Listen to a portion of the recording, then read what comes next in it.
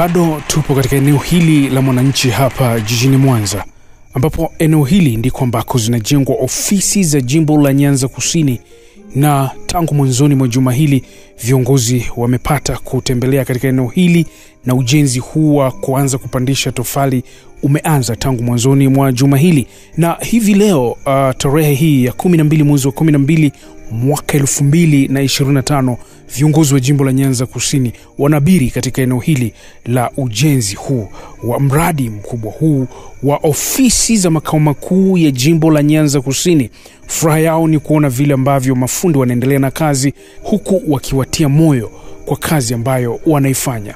Viongozi hawa wanapata fursa ya kuweza kushiriki kile ambacho kinafanyika hapa, ama kuonesha mfano wa upandishwaji wa tofali kama unavyoweza kuona hapo. Lakini pia hawaishi hapo, wanatoa rai kwa washiriki wa kanisa la Waadventista wa Sabato, lakini pia wadau mbalimbali wanaoweza kushiriki kwa namna moja ama nyingine kuweza kuhakikisha kwamba ujenzi huu unakamilika kama ilivyokusudiwa. Tunashukuru Mungu kwamba kazi ya ujenzi hapa katika site yetu ya Mwananchi inaendelea vizuri, na tumetiwa moyo kukutana na mafundi, mainjinia na kamati yetu ya ujenzi ambayo inaendelea kufanya kazi, na tumetiwa moyo kwamba kazi hii inaendelea, na tunawaombea washiriki wetu wote katika South Nyanza Conference waendelee kuchangia mradi huu kwa ajili ya kukamilisha ujenzi wetu wa ofisi hapa makao makuu Mwananchi. Niko na katibu mkuu mchungaji Halid bin Sadik. Naam. Hebu sema kidogo katibu mkuu. Kwa kweli kama unavyoona, na nikushukuru sana mwenyekiti kwa ajili ya kujenga hapa makao makuu.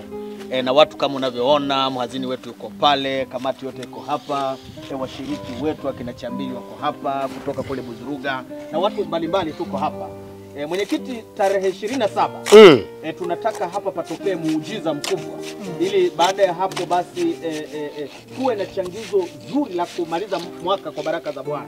Na hilo likitokea, basi ujenzi wetu utakwenda haraka, na tukumbuke kwamba mwakani tunapaswa kuhakikisha kwamba tumehamia mahali hapa. Kwa mwenyekiti, naungana nawe, lakini pia nikiwatia moyo wazee wa kanisa, nikitia moyo washiriki, waumini kubariki mpango huu ambao hapa jengo hili ni la Bwana na Bwana peke yake. Amen. Mwazini, hebu sema kitu kidogo kiongozi.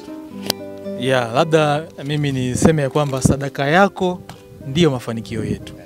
Mtolee Bwana kwa kadri utakavyopenda, na Mungu atakujazi zaidi. Barikiwa sana. Na hapa SNC tunasema Mungu kiini cha kazi.